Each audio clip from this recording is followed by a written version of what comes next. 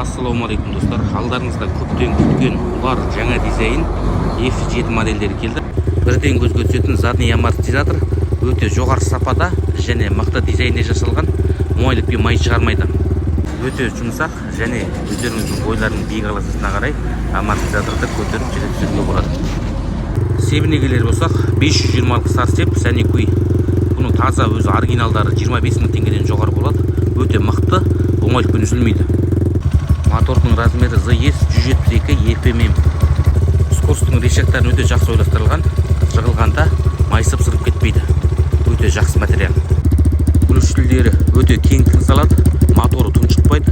Тағы бір ерекшелігі майды оңайлықпен жегізбейді. Күліштің тағы бір ерекшелігі. Алдыңғы фарлары линза, түнде жарығы өте күшті, жарық түседі. Енді жүрісін айдап тексеріп қарап көрейік.